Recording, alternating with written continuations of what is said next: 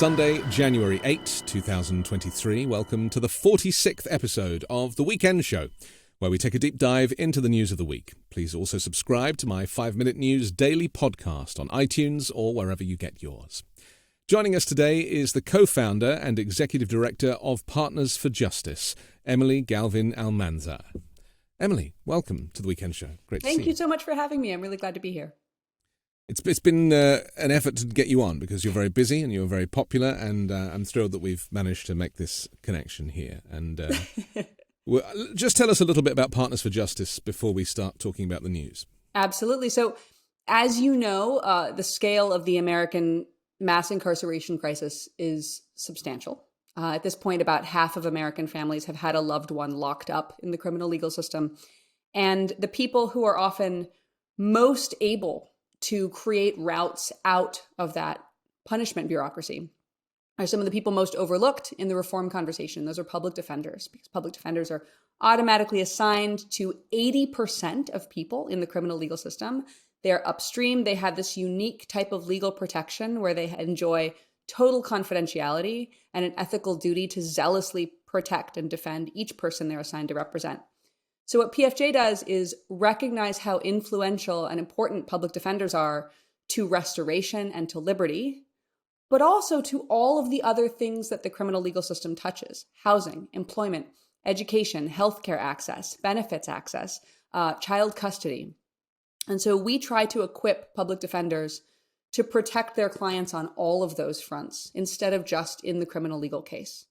Largely, we do that by augmenting public defender services with sort of case manager, service navigator roles that we call client advocates, who are embedded with defenders to work on all of those different intersecting needs that their clients bring up, that may be drivers of system involvement, they may be side effects of system involvement, but either way, they are the things that are most likely to destroy a person's future and make it impossible for them to move forward after criminal legal system contact. So by working on stabilizing housing, keeping a job, getting access to visit one's kids or retaining child custody, getting kids back in school, getting people signed up for food stamps or medical care, holding someone's hand while they complete substance use or mental health treatment, we can then not only create a better outcome for that person who is standing accused, we can then go back into court and tell the story of all that that person has done and achieved and struggled with and overcome. We can tell that story to judges and prosecutors, which makes it more likely for them to give our clients a restorative outcome instead of an incarceratory outcome. So we've been doing this work for about 5 years. We've grown from 2 locations to about 25, and we estimate that we've eliminated around 4,000 years of incarceration with this work. It's very impressive. I really think that there will be many Americans who didn't even know that this existed, that there was this kind of support network, and even little things like getting the DMV to, give someone their driver's license back, right? I mean, that enables people to live in society and hold down a job, or at least get to a job. And I guess it's those things. You could put all of this under the banner of rehabilitation in a way. It's about living in society with the same rights as the rest of us. Yeah, it's really about what people of means and privilege are accustomed to when they enter the system. So when you mention the driver's license, for example, without a driver's license in most America is built for cars. I think that's a problem. But in most cities, like, you can't get to work. You can't take your mom to dialysis. You can't drop the kids off at school. You can't get to that job interview that could give you a new opportunity without your car. So what do?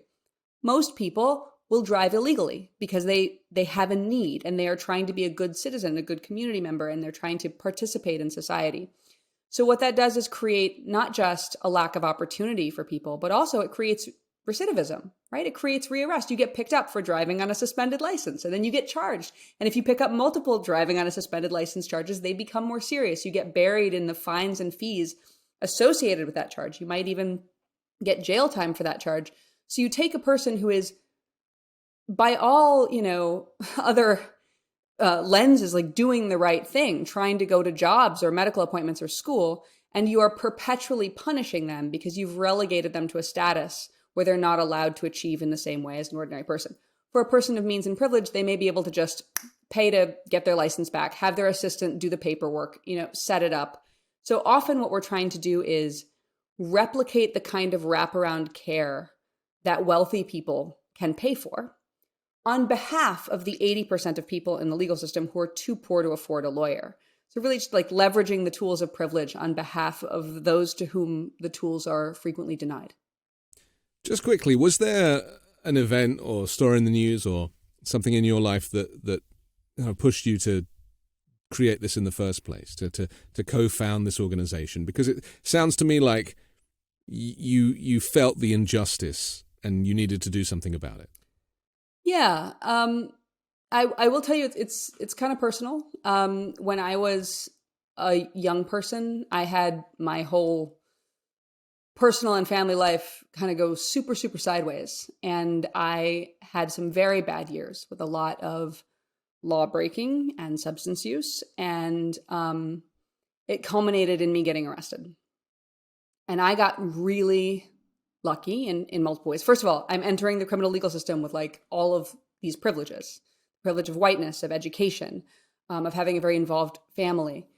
I also got really lucky in that I had a judge who was himself a legendary advocate for young people, who looked at me and instead of seeing the risk of me continuing to harm the community, that judge looked at me and saw potential, the potential to go to college and to have a different path.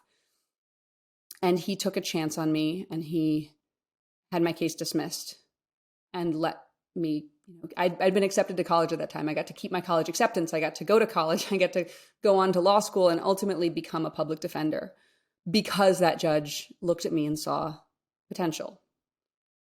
As a public defender, my first assignment, my first year of law school, I went to the LA County Public Defender's Office for the summer. And I was assigned to East Lake Juvenile, which is the busiest juvenile courthouse in LA, or it was at the time, in East LA.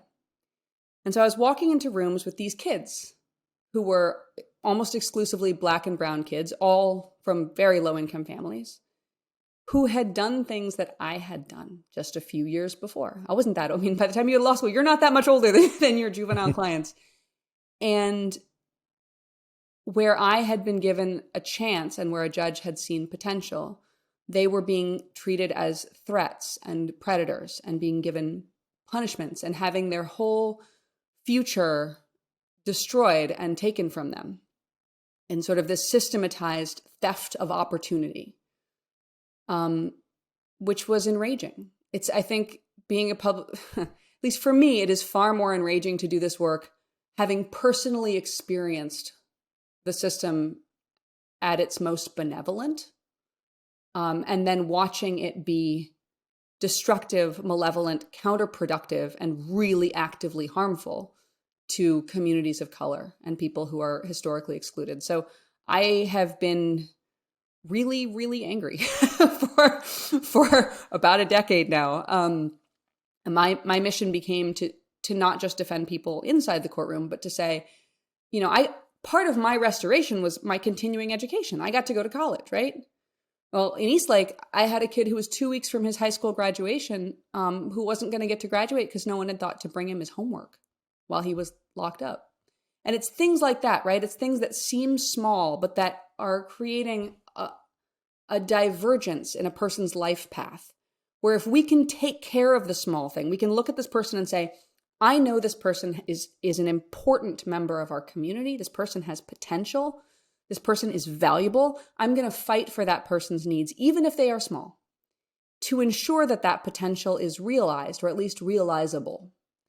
As a defender, when I would do that, when I was talking to judges, I would have so much more credibility because I was talking not just about the facts of the case, but also my clients' achievements outside the courtroom. And through that use of detail, a person becomes not just the defendant, but,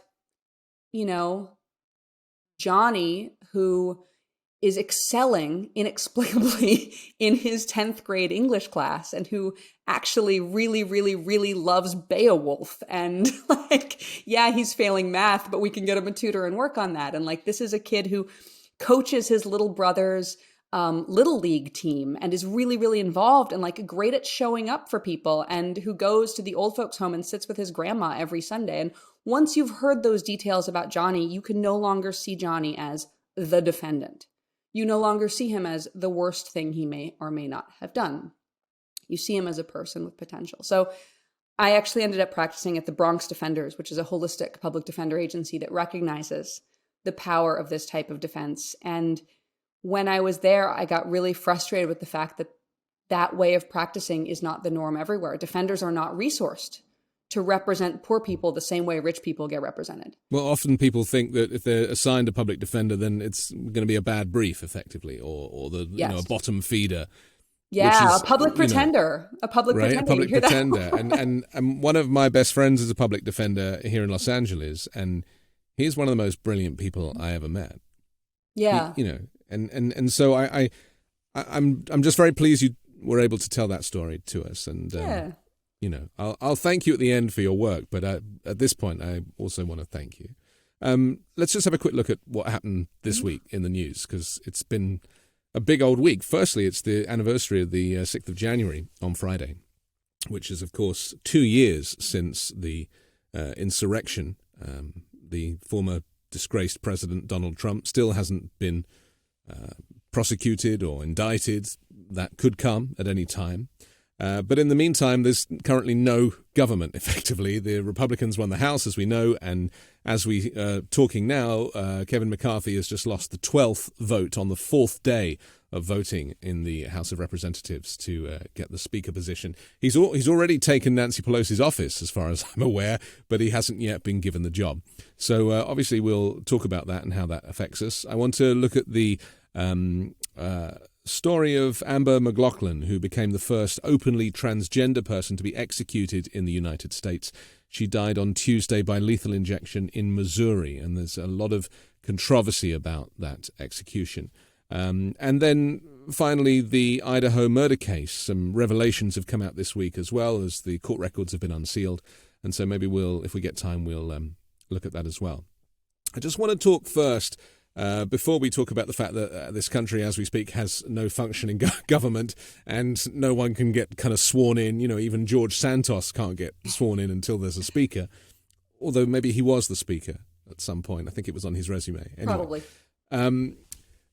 Is that I come from a country that is a social democracy, which is the United Kingdom. So we have, until very recently, you could get a public defender, a free legal advisor or solicitor or lawyer and they actually changed the law on that about 10 years ago. So you have to have committed like a certain crime to get somebody, just cutting back on costs. And that was a real tragedy for the criminal justice system in the UK. However, we do have free welfare. So if you don't have a job, you'll be paid and your rent will be paid and your kind of bills will be paid and all that stuff. And we call that unemployment benefit, and that's just normal. That's just been around since forever. And we also have free healthcare. So no matter who you are, even if you're homeless, you can go into any hospital. Even you, from the United States, can come to England and use any hospital for free. I mean, it's kind of amazing. And so I'm a big advocate of that kind of system where you look after people, no matter what their social status or standing or, how much money they have in the bank. And then I moved to the United States like 6 years ago, and I was like, wow, just like reading on Nextdoor, the community site about how much people hate the homeless. Can't we get rid of these people? Like the language that's used is so, they don't even call them people. They refer to them as like vermin. And then, of course, the language that's used about immigrants and, criminals, rapists, just like to describe families. It's just really cruel.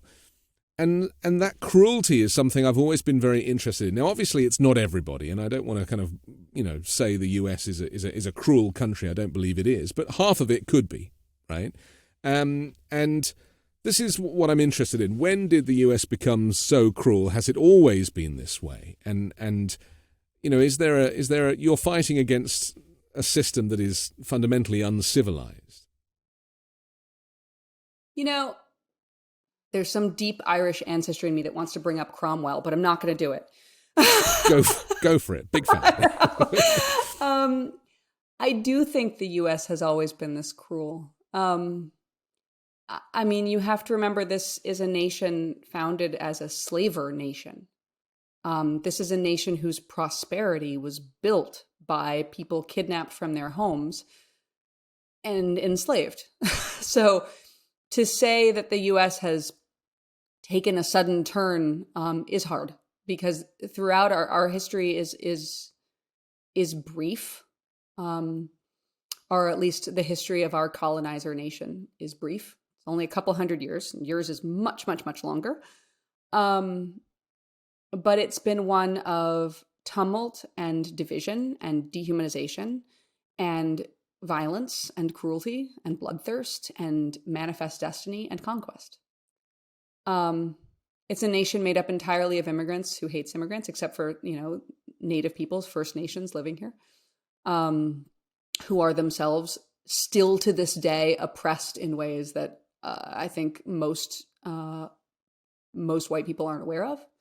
It's a nation that often doesn't know itself and its own history, and I think that's really a huge part of it. So you have to remember, America in its greatest years was a nation that aspired to realize ideals, that aspired to be a beacon of hope for people oppressed across the world. That beautiful Lazarus poem on the Statue of Liberty, sending me, your huddled masses yearning to breathe free, the wretched refuse of your teeming shore. It's a nation that has tried to conceive of warfare as ideological, whether legitimately or not. All of those periods are times when we had our strongest public education system. Our public healthcare system is non-existent. We don't have one. You're right. If you get sick in America, that is on you. It's a crime to have diabetes. You're going to be bankrupt and die. Well, there isn't really a healthcare system here. There is healthcare, but there is no system. No, we saw that in COVID. There's an insurance racket, but no, we don't have a publicly available healthcare system. But I would say that when our public education system has been great, and when we raised children who knew our history and who could conceive of this as a nation where possibility and change is welcomed, right? Where when we conceive of the American dream as the idea that anyone can come here and have a great idea and use their brilliance to shape the future of the nation and our role in the world, and specifically to shape the future of a nation that has great power on the world stage, that is America at its best. That America does not exist without robust public education. And I feel like in so many places, what we see is a system of public education that has been deliberately dismantled to create a citizenry who do not know their history and who do not feel that sense of possibility that relies on embracing change and embracing difference and learning more about the other, that relies on curiosity. Instead, we have limited systems of information that really are designed to amplify fear and division and make people easier to control. So until we get better public schools in every state, I think we're going to continue seeing American extremism. I just want to caveat what I said about the UK, because, of course, we were responsible for much of the slavery. In fact, you could argue we started it. And really, things didn't get as good or as essential as they are now, as in the welfare and the National Health Service, until after the Second World War. Around 1945-46 is when the NHS was created. I think, war in Europe was very different to war in the US, because obviously it was on the mainland here in the UK, and the bombers were overhead, and unless you lived in Hawaii, that wasn't really happening for you in the US. And so that brought people together. And the tragedy of war is that it does bring people together. It breaks down those social and racial barriers when you become the kind of common allied force. And we're seeing that a little bit in Ukraine at the moment. But the US, because it wasn't participating in the war in that way, even though in the history books, as I've noticed here, I even heard Kevin McCarthy say it once in Congress, the Brits were losing and we went over there and we won the war for them. And I was like, that's not how I learned it. And so there is this kind of revisionist history, isn't there, about this kind of idea that America is this superpower.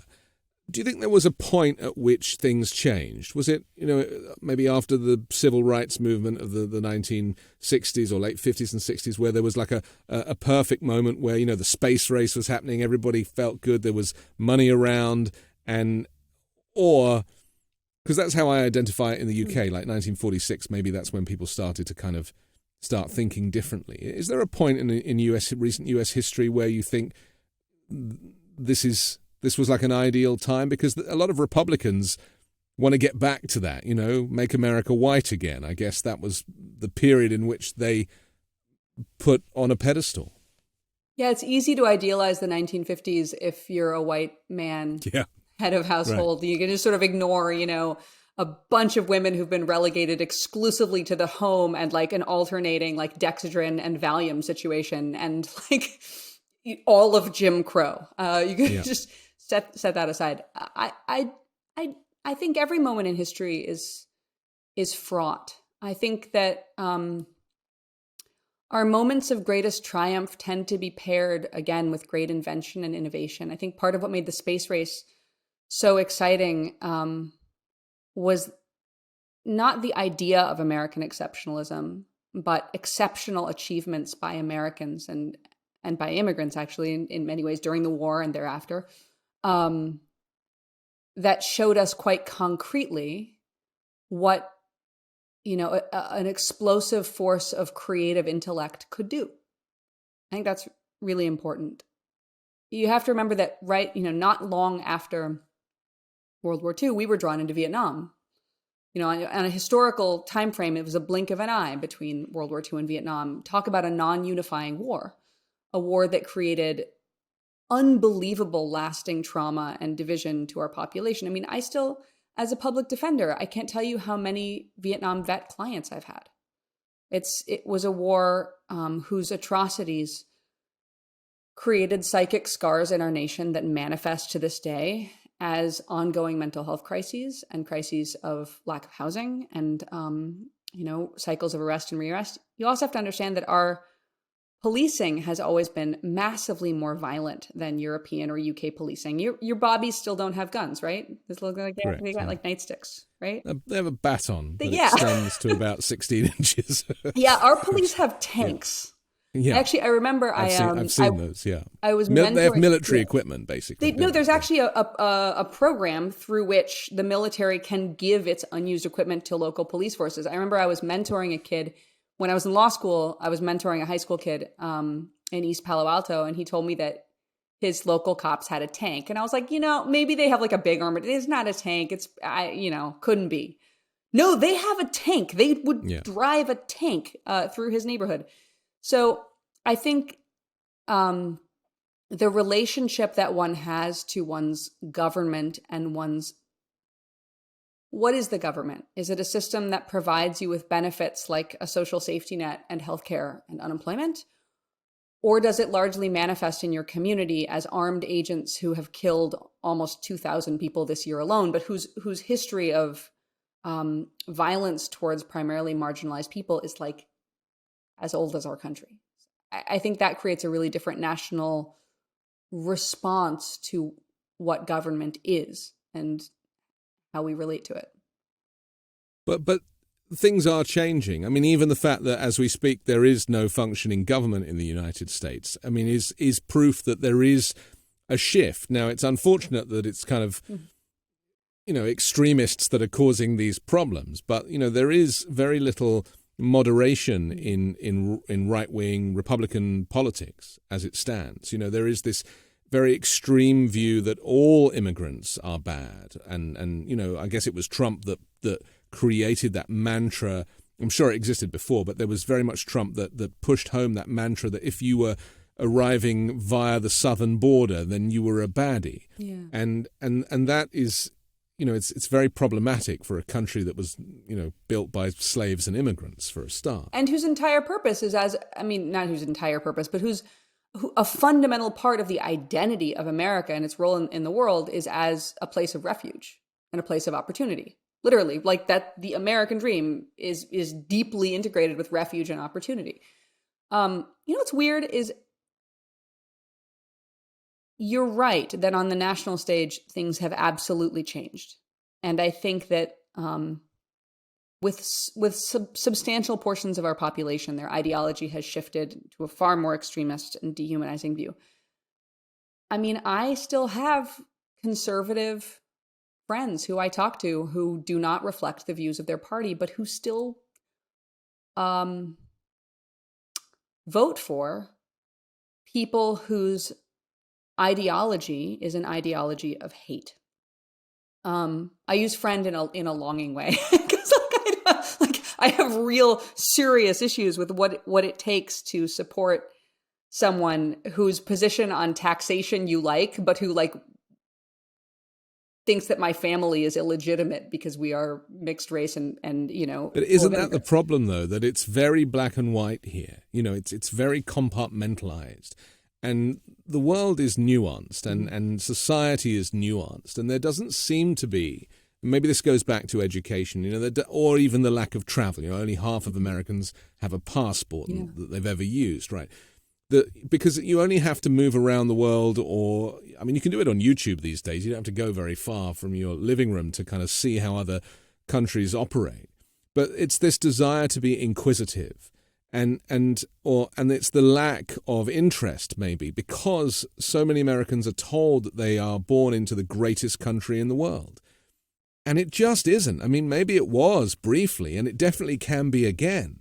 But you don't have to travel far in Europe to see some systems that are operating in the most beautiful fashion. Mm-hmm. You look at Norway or look at Sweden or any of these countries. They have their problems. But they recognize that all people are fundamentally the same. And we're not all born with great brains or access to finances. We're not all born with the same skills to be able to make a living on our own. And that's nobody's fault. We're all the same race. And yet the US does not subscribe to that. It's got this kind of pull yourself up by your bootstraps. And if you're not out there and working all hours, you only get 2 weeks holiday in the United States. In these really Scandinavian countries, they finish work at 3 p.m., and it's like, let's go back to our families. So you're right that the lack of contact with other countries, lack of linguistic ability, lack of travel, definitely results in a populace that isn't aware of kind of how good it could be in other places. But I also think that a lot of what you're talking about is rooted in fear, right? Yeah. That sort of America first, I want America to be protected for me and for my needs and for what I want is rooted in a fear of something being taken away, a fear of being excluded, harmed, marginalized, unhealthy. It's funny that a lot of the things that are so intrinsic to our current dysfunctional system are the things that drive the fear that makes people embrace that same system. I am afraid of being sick and poor and alone, so I'm going to vote for people who take away health care and take up none of that is true. And this is what upsets me so much, is that really I don't believe there is a huge difference between the left and the right if you interview people on an individual basis. But this tribalism makes people jump into one camp or the other. No one is going to take your health care away, even if Bernie Sanders got his way and enabled there to be, Medicare for all. Yeah. That doesn't mean that you can't also have private health insurance that works really well. It's not one thing or the other. And that message was muddied. So do you think Democrats maybe are just not good enough at the messaging and Well, the social media machine is really hard. So I remember when I was a kid, I'm an elder millennial. I grew up before the internet, and then we got the internet. And I had a lot of grownups telling me not to believe things that I read on the internet and to be careful of what people tell you on the internet. And a lot of those same grownups then are now in a world where they read something on the internet and think that it must be true or it wouldn't be on the internet. I think that the disinformation capabilities available in our modern world and, tools that special interests can use to make people believe things are other than they are. Obama's going to take your doctor away. Bernie Sanders is going to take your doctor away. Microchips in COVID vaccines. Even on an individual basis, there are people who have been led to believe really extreme things and who genuinely believe them And that wasn't possible in a world where people were getting their news from the nightly news. So where's the barometer for truth gone? I mean, is it that we need Walter Cronkite to give us that kind of line, that's kind of line in the sand to say, okay, this is factual. Now go off and do whatever you think. Is it the media and social media that has caused people to be so lost because there's just too much information? It's too chaotic. I don't think we're going to get back to a Walter Cronkite, because to be there, you have to be in a world where people of all different political backgrounds can trust the same person. And at this point, you're right. The ship has sailed. Tribalism is rampant. To get someone back to believing, that there is a source of truth that is mainstream and shared with many, many people of very different backgrounds and beliefs, I don't know that we can get back there. I do think that, I'm going to come back to public education. So much of what's possible is possible because people don't know how to site check. They don't know how to be skeptical of sources. I mean, most of the disinfo I've seen out there can be easily discovered with like a simple Google search. Is this true? No, it's clearly not true. But I think when you undermine people's ability to evaluate information in a way that is skeptical and somewhat more refined, you make them susceptible to this. And I mean, you have to remember, you Google any stats about American education, staggering numbers of people cannot find certain countries on a map, we are living in a nation that has been deprived of the opportunity of a real education in many, many regions. Just sticking with education for a minute, there is this kind of driver that outside of what is a good or a bad education, there is also this kind of misinformation within education now. I'm talking about claiming that there's some kind of critical race theory in classes, and that, kids learning about transgenderism is going to make them want to transition. I mean, that there is just such little understanding of the science, even the science, let alone the cultural explanations. There is a scientific explanation with a lot of these things. Yeah.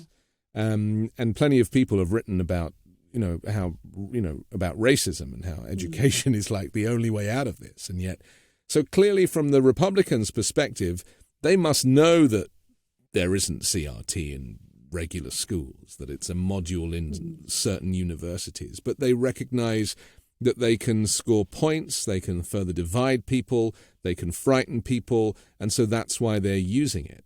I mean, this serves nobody, does it? And yet it doesn't seem to be going away. If anything, it's increasing. Yeah, it certainly doesn't serve ordinary people. It serves powerful interests that want to retain power. I think that what you really see, especially with the CRT debate, is a desire to maintain one's ability to promulgate revisionist history, right? When you've classified any discussion of race in America, which, by the way, big topic here, see our history, slavery, all, you can't discuss the history of America without discussing race. It's fundamentally impossible. To force a discussion of history without a discussion of race is to impose a mandate on teachers to deliver revisionist history. And so I think it's not just a scare tactic. It's not just a mechanism to roil the base, which it certainly has been. It's also the means to justify and perpetuate, a form of revisionist history and social control. One thing that I also think is really informative is, so in my line of work, in the criminal legal system, suicidality is real in our sector. Our punishment system is brutal. It is violent. The conditions inside American prisons and jails are, everybody got really upset about Brittany Griner being in a Russian gulag, and a lot of the conditions that they were upset about in the Russian context are conditions that are completely real in American jails today, right now, as we are having this conversation. So we have to talk oftentimes about suicidality. We have clients who are experiencing suicidal ideation. We have to be able to raise it and have a sensitive and nuanced conversation so that we understand where people are and how they're doing, and we can find the means to keep them safe. The primary reason most folks in my line of work are scared to talk about suicidality is they're scared that if you talk with someone about suicide, that person will be more likely to die by suicide. Right. which is not in any way the case. In fact, having the conversation is a necessary path towards safety. And yet even I know this intellectually. I have read the research. I've been taught, I've taken courses on this. I still feel that fear inside myself of, oh God, if we talk about this, am I going to say something wrong that hurts this other person? And I think what we see, especially in the sort of transgender aspect of this conversation, is a leveraged fear. A leveraged fear that to speak something is to manifest it, to impose it on the interlocutor. That unifying of education and conversation with influence and control, which are not necessarily connected. Those two things have to be deliberately connected.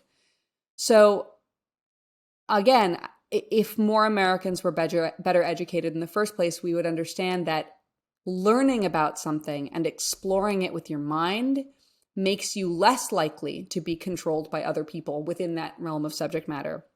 But if you don't know that, it can feel really scary because you naturally connect, I think, information delivery with influence delivery. There is a counter-argument that Republicans put forward. It's not my counter-argument. Don't shoot the messenger. But that is that if we are talking about race all the time, that means we're racist. And if we don't talk about it, and if we don't educate this, or put it into education, then you can't say we're racist because we don't, they say their phrase is we don't see color. And yet black and brown people have been crying out to be seen for centuries. This is the kind of misnomer, isn't it? That not talking. This is their argument, I guess, how they would intellectualize it. It's like, well, if I don't talk about it, therefore I'm not a racist. Yeah, you could be blue, green, or purple. Yeah, they love they love to talk about purple people. No, I think it's a really important thing to raise because, again, it comes down to people kind of not knowing what they're missing. Look at it this way. When I think about conservative folks who I grew up with in rural America, I think most of them would very much want to know about the research that shows that there's just as much crime happening in some wealthy white neighborhoods as in hyper-policed black and brown low-income neighborhoods. The reason we see more people being arrested from those black and brown neighborhoods is because more police are sent there. And police, you can go on for hours about different police policies that increase rates of arrest in low-income neighborhoods and that reward police for higher rates of arrest on folks who are in many ways easier targets, who are more available to be arrested.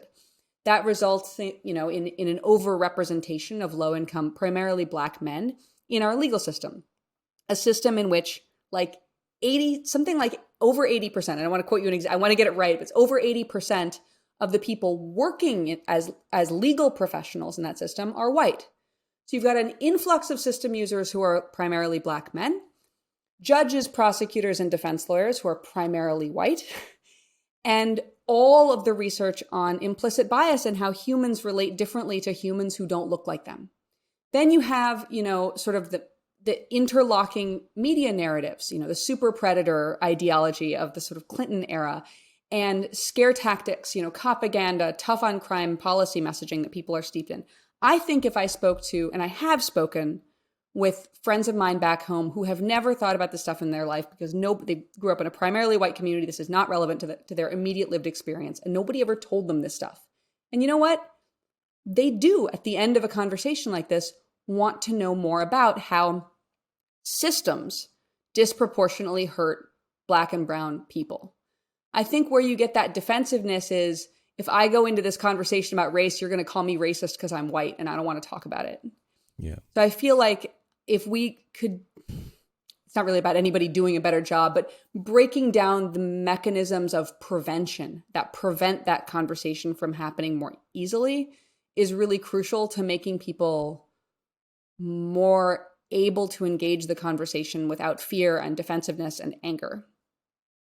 I reported a story this week on 5 Minute News about the LAPD, who in their quest to kind of learn more about racial profiling, they've been looking at the numbers, and they said that black people are 2.5 times more likely to be stopped and searched. But the final line that I wrote in this piece was that statistically, it was more white people committing crimes. So even though they were making these arrests or stopping and searching black and brown people, they were being released without charge at far greater rates than white people who were being stopped and searched. And yet statistically, it doesn't play well in the media, so it doesn't get reported. Right. No, I think it was one of those big stop and frisk studies that showed that white people were more likely to actually have contraband when they were searched. Yeah.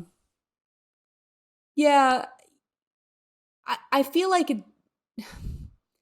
data-oriented studies like this, right? Like if you want a big newspaper to run a story on more black people are getting searched, but it's white people who actually have contraband, it's very challenging. They do try it, like the New York Times, the Washington Post, the Marshall Project, does this brilliantly. The Appeal did it really well. There's a lot of outlets who are trying to push back and do a better job of reporting that illuminates structural bias instead of burying it under waves of propaganda.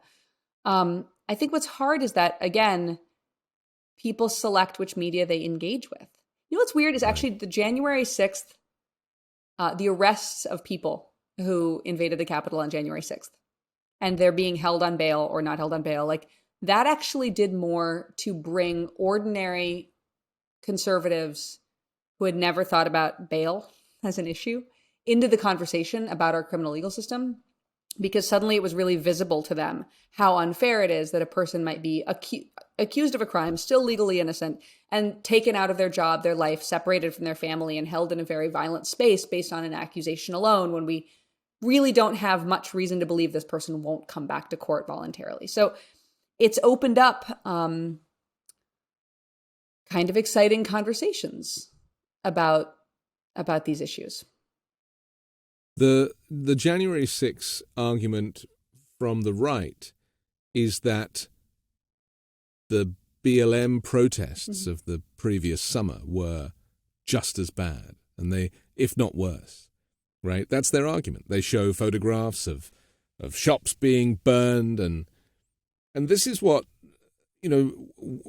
white privileged people fail to understand, is that if things have to get so bad that you need to burn your own local store to be heard, to feel that you are kind of raising your hand and saying, please notice me, please help, please do something about it, that you would burn your own town, your own city. And obviously there's controversy about who actually, sets these things on fire, and there's all that stuff as well. And that, the daytime peaceful protest, which involves children and families, is not necessarily the same as the nighttime protest. But that's not the point. The point is that, and we had this, in the LA riots years ago, it's the same thing. It's a cry for help. And obviously slavery still exists. It's just happening inside federal prisons, and state. And state prisons, and people incarcerated and paid. And here in LA County, they make inmates fight fires. I mean, it's like, really? This stuff is not getting enough coverage. There's not enough debate. There's very few town squares to have these debates now, where people, regular people, get to voice their views. They mainly do it under the kind of safety net of Facebook, although safety in Facebook is kind of an ironic sentence. I mean, when is America going to start having kind of open, honest conversations about what's really happening? Or is everyone just going to carry on pretending that the kind of picket fence and the Chevy in the driveway is that kind of we're going to keep clinging to that. We're going to that's our thing. That's my question, Emily. I think that there are certain policy changes which would actually do a lot of good. Look, I don't think that we will organically find our way into a state of greater national unity and greater willingness to engage the realities of our present moment. But I do think that there are key policy changes which, if implemented, could have an outsized influence on where we stand as a nation and the types of decisions we make for our future. One thing, and I know this is a niche subject, but felon disenfranchisement In the US, when you're convicted of a felony in all but 2 states, you are to some level deprived in the future of your right to vote. So, and it can be in perpetuity. When you apply the lens of how disproportionately targeting Black men our system is, you have a large-scale deprivation of the right to vote for Black people in America. The stats on Which is, again, Republicans cheating. Well, yeah, sure, but it goes. I mean, it's not a new thing. Historically, we do this this form of disenfranchisement, which I think I don't want to say that Democrats are absolved of this. There are plenty of Democrats. Because with the gerrymandering and the redistricting and all that goes on the Democrat side as well.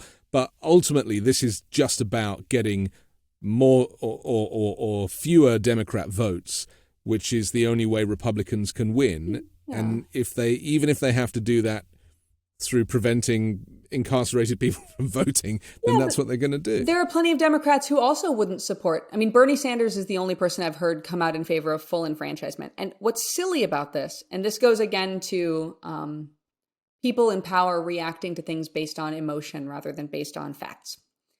When you look at the data, we see a pattern. Forms of community connection are really, really great for preventing crime. When you lock somebody up, and again, 40% of American families have had a loved one locked up at this point. Over 95% of people who've been locked up come home. So basically, we can assume pretty much everybody who gets locked up is coming home.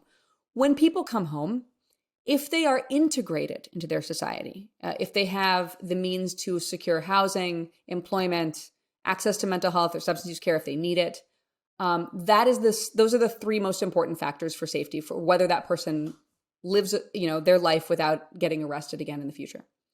What is deeply entwined with that, though, is social connection. How do most people get jobs? Well, some people cold call, they show up for an app, they land the job cold.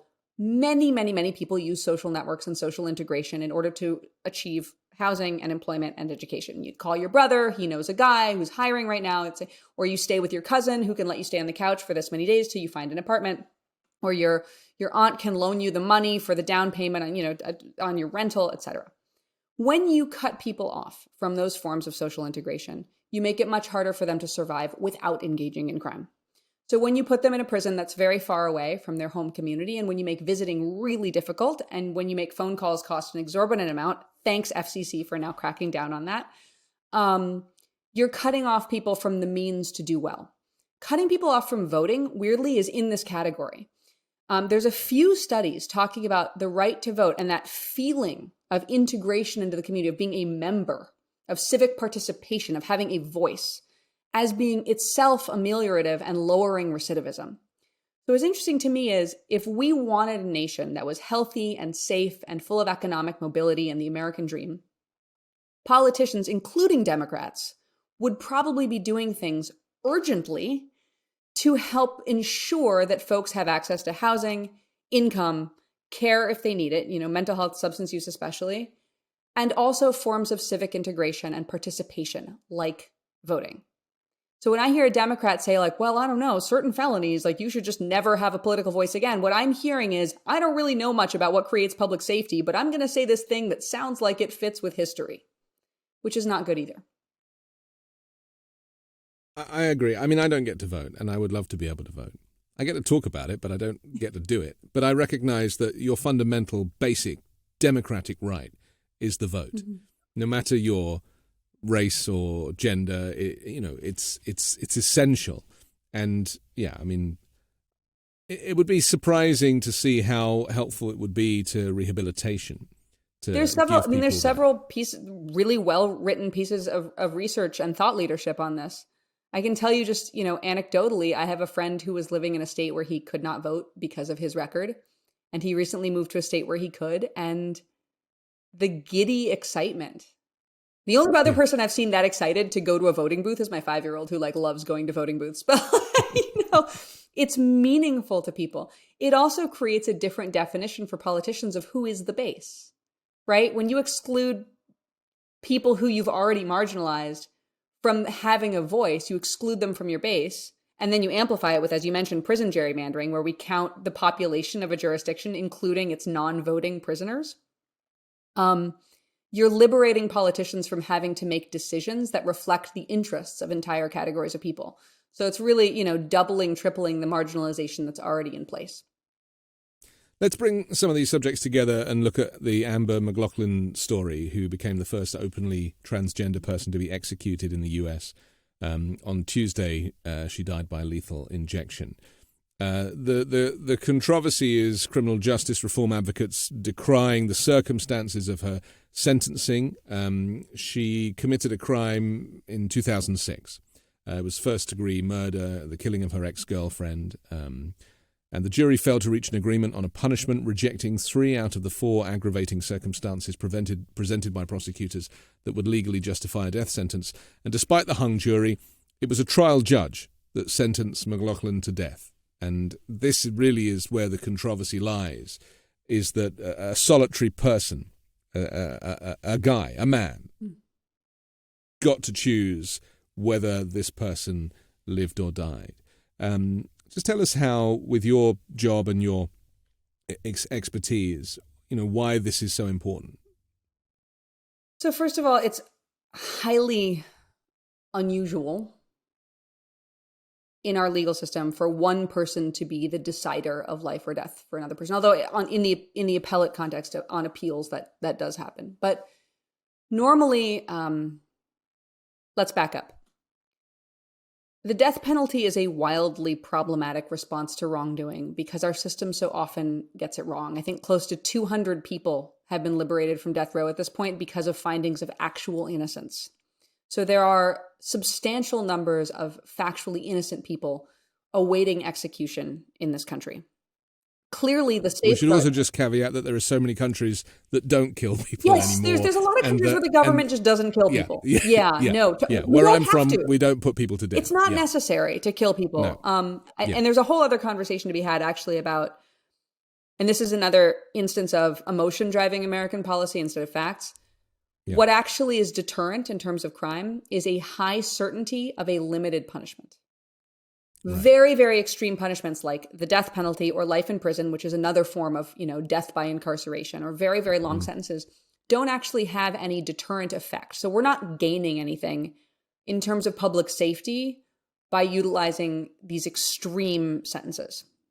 It is purely emotional. It is an eye for an eye. It is that feeling of retributive vengeance. And we get it wrong a lot. I personally think it's wrong in we'll go over it, but we get guilt wrong a lot, in spite of the safeguards that the system has in place. For example, the jury system, in which, 12 people are supposed to unanimously decide that they believe this person is guilty. The death penalty context is already set up for bias, not only because of the long history of Black and brown people and people with lived experience in the system being excluded from juries, but also because to get a death sentence, a prosecutor usually needs what's called a death qualified jury. In other words, isn't that a horrible term? A death qualified jury. So what that means is when you pick a jury of people to decide guilt or innocence and then a sentence in the case, if it's going to be a death case, you have to only pick people who are okay with the death penalty. So that already is a self-selecting group of people who are substantially more punitive than your average bear, people who are willing to let their government kill people on the basis of a finding of guilt. So already you've got folks in the room who are more likely to convict, more likely to be comfortable imposing the death penalty. The fact that in this case, the jury did not impose the death penalty and a judge overrode that to take it upon himself to cause the death of this human being is itself astonishing. But I want to go back for 1 second to when we talk about innocence, because this is not an innocence case. This is a case where the person we're talking about had lived through hell, had been horribly abused as a kid. Her stepfather would rub feces into her and electric shock treatment. And use the nightstick and the taser on her. This is a person who had tested with a limited IQ at various times when being tested. So when we talk about guilt, I guess the question I'm asking is, if a person has been so horribly traumatized and is in a time in their life when they may be experiencing unbearable psychological torment, severe depression, if this person is not well at the time when they engage in their act of harm, how is it just as a society to take that person's life based on an act they may have done in a condition that made it harder for them to control their behavior? Am I saying people should be allowed to go kill people willy-nilly because they were abused as a kid? No. But I am saying that a system that focuses on restoration and preventing future harm is not a system that would ever have the death penalty or death by incarceration in any form. How is it even possible to get close to that when people want immigrants dead for just crossing a border, seeking asylum, or want homeless people dead for sleeping on the street, trying to stay warm in a doorway? I mean, it's quite an ask of the American people that choose to be so uncivilized, because often these people are also the ones with, living in states that have open carry and are very proud of their weapons, that call themselves patriots. There is this huge divide between just understanding goodness, kindness, wanting to give everybody a chance, and being someone who is a public executioner, walking the streets, walking around Walmart and just living their lives. I mean, just open carry demonstrates the fact that you are prepared to be a public executioner. Derek Chauvin thought he could get away with murdering George Floyd in public, in daylight, whilst being filmed. He knew he would get away with it because the political appetite at the time was that the police had to be protected at all costs and the police know best. I mean, just the culture must make your job very, very difficult.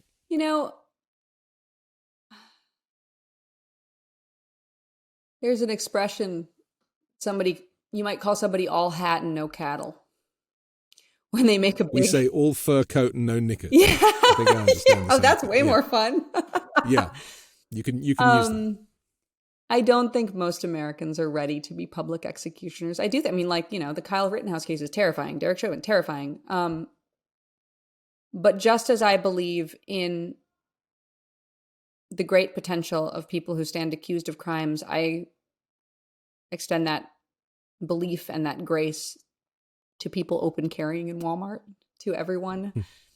And I think that when you poll people on these issues in ways that ensure they are informed of the background, I think if you asked most Americans, a person who was horribly abused as a child and experiencing a mental health crisis at the time they committed murder, was not sentenced to death by their jury, but a single judge overrode the jury and sentenced them to death anyway, do you think that person should die?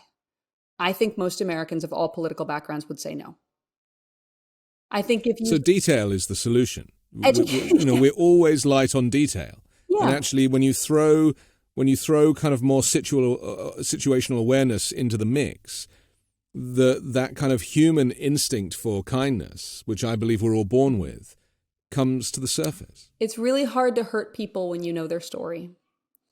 And I also think the same thing is true of border policy. I think that the reason our system uses so much dehumanizing language, why would you ever call another person an illegal? Well, it's to make them not feel like a person when you talk about them. I hate that one. The same is true. I mean, the entire criminal legal system is built on sanitizing and dehumanizing language. There's the dehumanizing pejorative, a felon, an addict, a perpetrator, an offender. Then there's the sanitizing language that covers up how much harm we do to other people. We're not putting this young mother into a fetid cage. We are sentencing the defendant to custody, perhaps even protective custody. Police didn't violently arrest this person. They picked them up. They got picked up by police. A search warrant was duly executed. Really? Armed people in helmets broke down someone's door at 5 a.m. So we've constructed a world in which everyone who works within the system is protected from feeling the full weight of what they're doing by the very words they use. The judge isn't called by their name. They are the court. The court is sentencing the offender to a term of years, as opposed to me, myself, I'm looking at another human being and I'm sending them away from their family for a decade. Like that. It matters. It seems small, but it enables a great deal of harm. Finally, let's look at the Idaho murders story. This is after these revelations have come out this week after the court records have been unsealed. This is the murders of 4 University of Idaho students in a house near the campus. The authorities released their most detailed account yet of the investigation that led them to arrest a criminology student from a nearby university. Tell us why this is so interesting to you.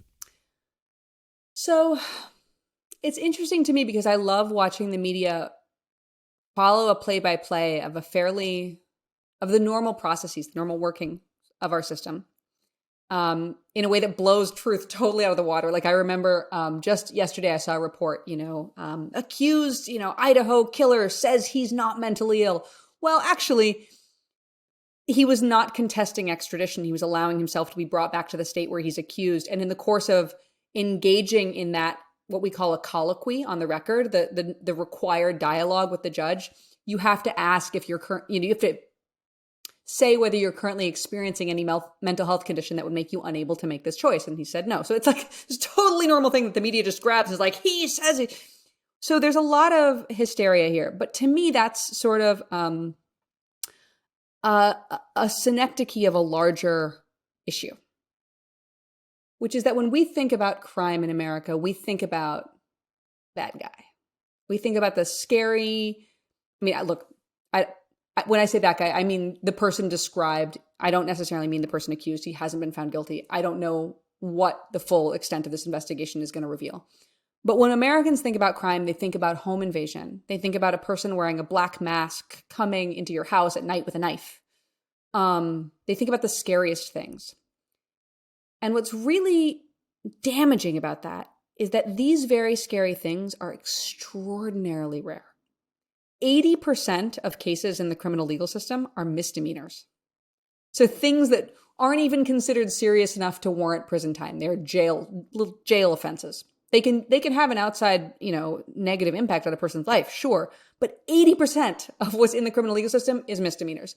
When you look at that other 20% that are classified as felonies, a huge quantity of it is drug sales, burglaries of unoccupied structures, various repeat driving offenses, fistfights,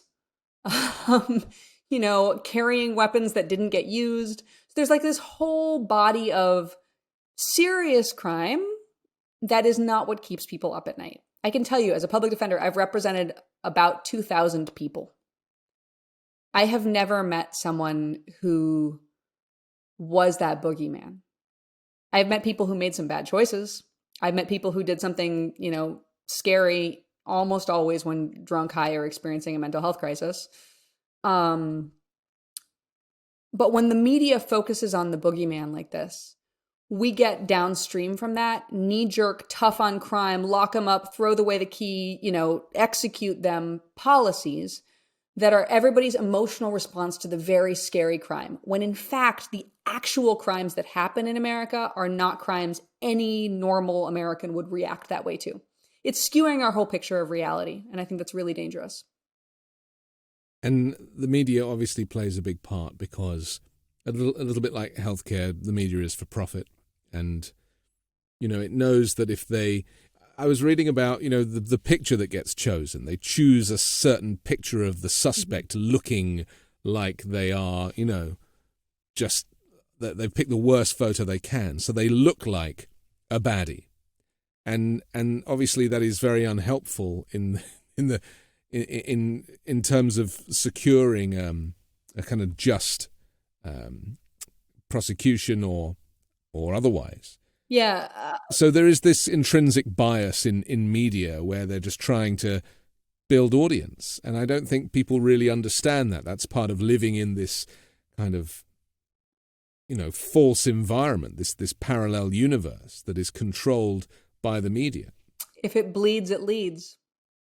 Yeah. Right? That's historic. That's dates back to the time of, newspapers for sale, little paper boys on the street, competing for which paper could get the goriest details under their front page and sell more papers. I would also note that this, like everything else in the U.S., comes with its own baked-in racial bias. So often, when you have an accused person of privilege, you get the cute photo of them at their high school graduation, and then for anyone of color, it's mugshot immediately. So regardless of guilt, this is people who are still legally innocent. Obviously, that's a huge issue, but yeah, the media needs to amplify the boogeyman story because it allows for more content, right?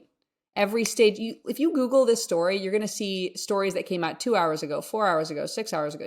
Every couple of hours, there's a new angle. He said this, he did that. They're transferring him here.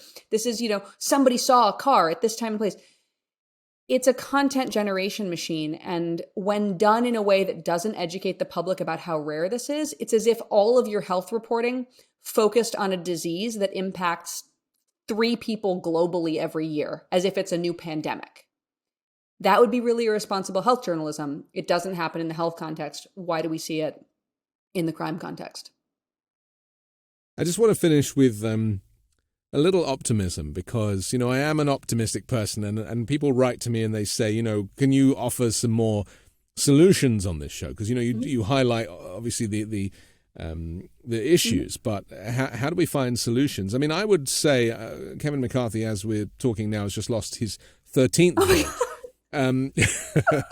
Things are changing so rapidly. Yeah. Donald Trump has lost his last 3